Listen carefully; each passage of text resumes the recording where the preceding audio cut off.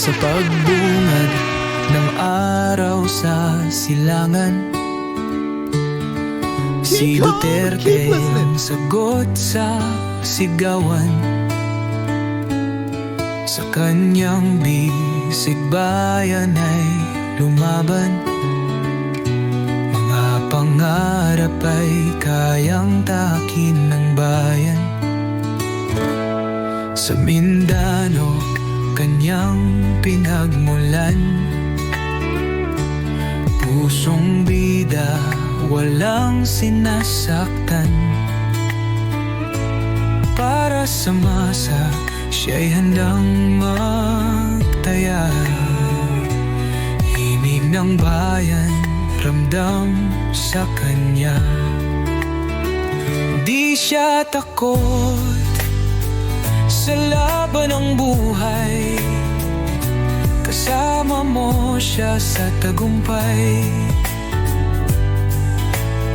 Sa mga hamon ng unos at hirap, tunay na lider ang siyang yumakap.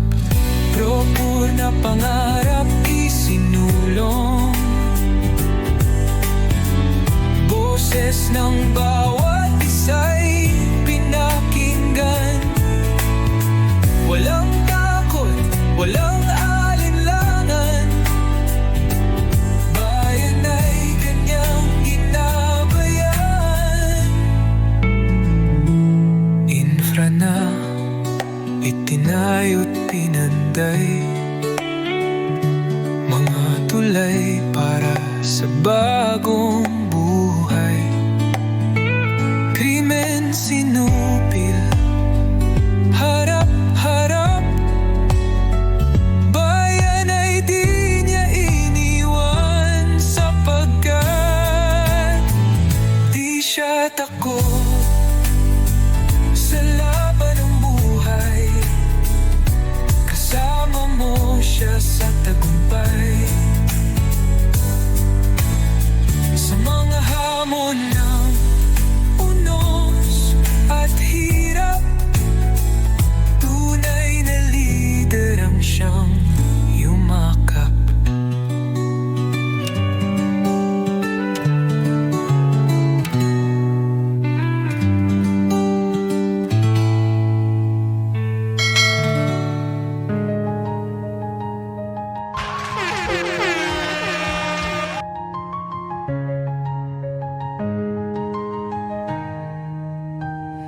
Mata'y matapang, kamao'y matibay.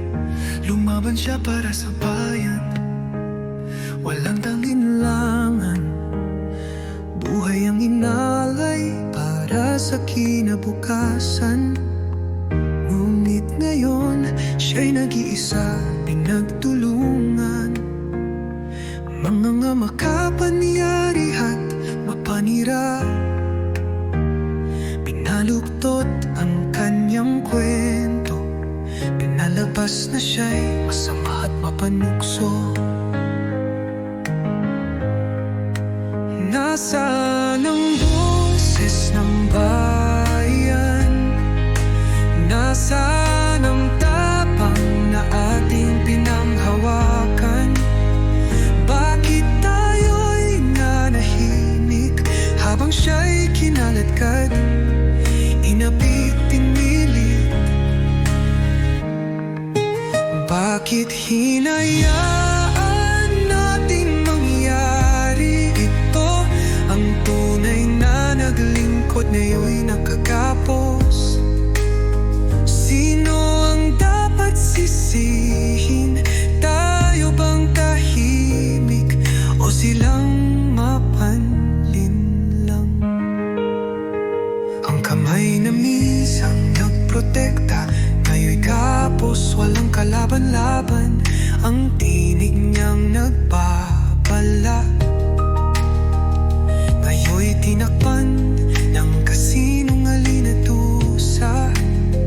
Tawa ng mga taksil ang lumaganap, habang tayo'y umuko sa kanilang pangarap.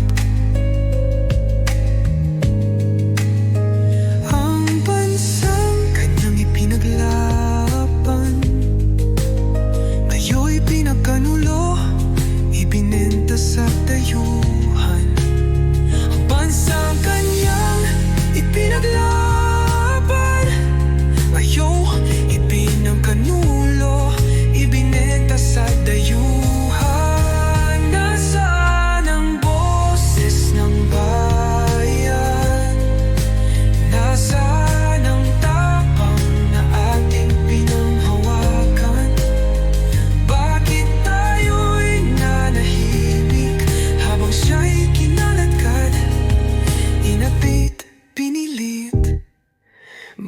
Bakit hinayaan nating mangyari ito? Ang tunay na naglingkod ngayon'y nakatapos. Sino ang dapat sisihin? Tayo bang tahimik o silang mapanlin lang? Sa kanyang paglayo, bitbit ang bigat. Sa kanyang matatanging lungkot ang batid. Walang galit, walang paghihiganti, tanging sakit dahil iniwan natin siya. Bakit hinayaan nating mangyari ito?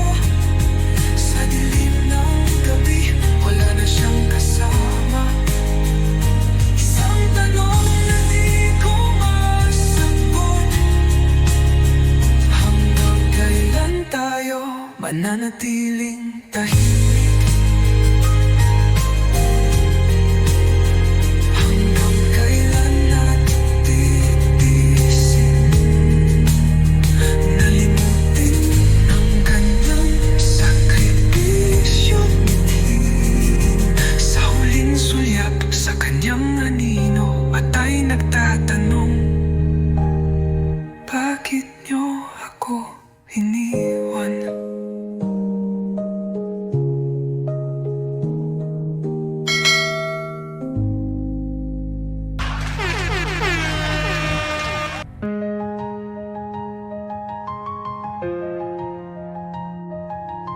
Thanks for listening.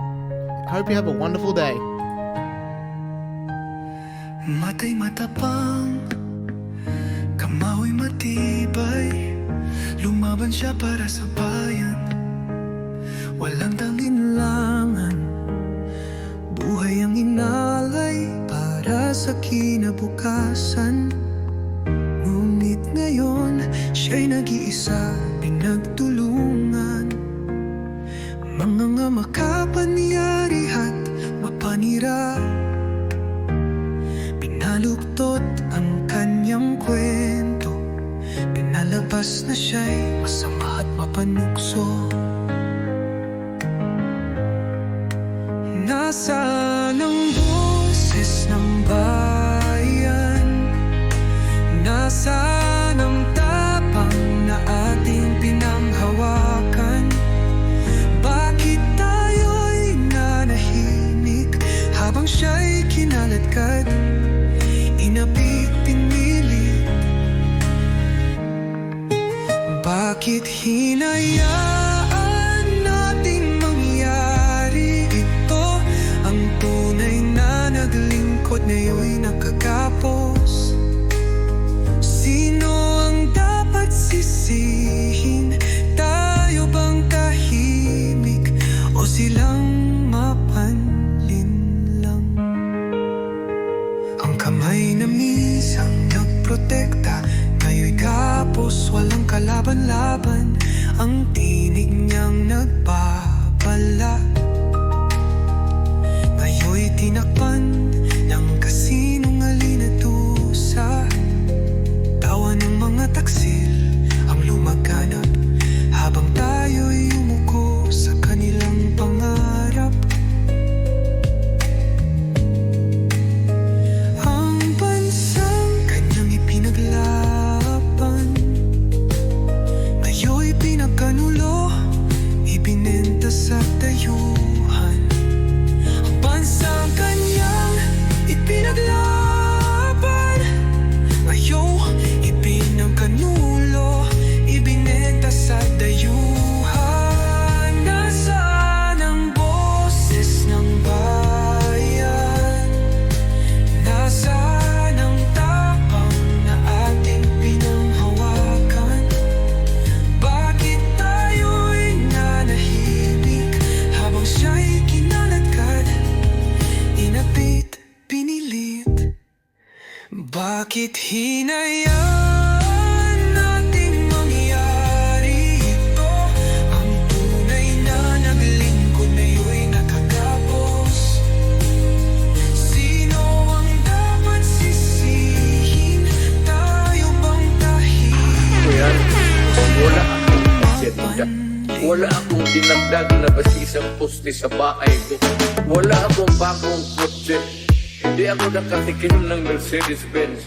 Dinibdib ko talaga ang trabaho ko para sa bahay. Paang nakaupo, ramdam natin ang kaligtasan. Pagkat dahil sa kanya, ang krimen ay nabawasan. Mga adik inorasan at sila ay pinasuko. Sa bayan kong Pinas, siya ang tunay na may puso. Ngunit ngayong tapos na ang kanyang panunungkulan. Tratuhin ng gobyerno parang salot sa lipunan. Siya'y pinagkaisahan ng mga nakaupo sa laban mo. Kasama kaming mga taga ko tabato. Ganito ba talaga ang batas sa Pilipinas? Sino pa yung nasa tama ay siya pa ang nakaposa? Suti pa yung mga adik, meron kayong malasakit. Eh paano naman yung ginahas at pinatay ng adik? Sa gunanya nakasabi ang pagkamalapat sila. Mimbaso bang imatay nyo tagaw ang magkakilag? Araw-araw may patayan na tila babaligsahan. At ang mga mahihirap ay lalo pang nahirapan. Duterte pa rin kahit na ano man ang mangyari. Duterte ang pinakamagaling na presidente. Sa laban mo Duterte, kakampi mo ang marami. Noon hanggang ngayon Duterte pa rin kami. Duterte pa rin kahit na ano man ang mangyari. Duterte ang pinakamagaling na presidente. Sa laban mo Duterte, kakampi mo ang marami. Noon hanggang ngayon Duterte pa rin kami.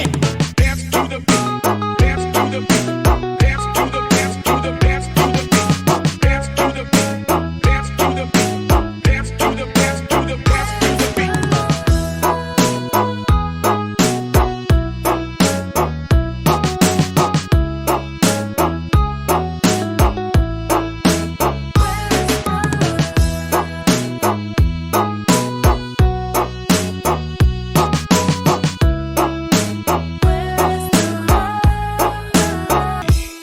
Pinakamagaling na naging presidente ng Pinas. Ngayon ay pinagtutulungan ng kampo ni Satanas. Ang walang ibang hangad kundi sa trono maupo. Para sa posisyon ay handa na makipagbuno. Nung kanyang panahon ay nabawasan ang sagabal. Ngayon ay bumalik na ginabunag ipagkawal. Ba magsilak pang imatay langon din namin balingan. Balik sa dating gawin, wala nang kinakatakutan. Ano na ang nangyari sa pinasigla ng bayan? Ang sukli ba ay kulungan sa kanyang pinaghirapan? Galit ba kayo pagkat siya'y masakit magsalita? O galit kayo kasi sa'yo maraming nagawa? Nakilala ang Pinas nung si Digong ang presidente. Di nyo kaya nakawin ang respeto kay Duterte. Pilipino bang sa muro ay hindi nyo manuloko? Ang may bakal na kamay ang tunay na mahal ng tao. Duterte pa rin kahit na ano man ang mangyari. Duterte ang pinakamagaling na presidente. Sa laban mo Duterte, kakampi mo ang marami. Noon hanggang ngayon Duterte pa rin kami. Duterte pa rin kahit na ano man ang mangyari. Duterte ang pinakamagaling na presidente. Sa laban mo Duterte, kakampi mo This ang is Barkanan marami. Forever Noon FM. hanggang ngayon Thank you for your Duterte pa support. rin kami. Till next time, God bless. Sir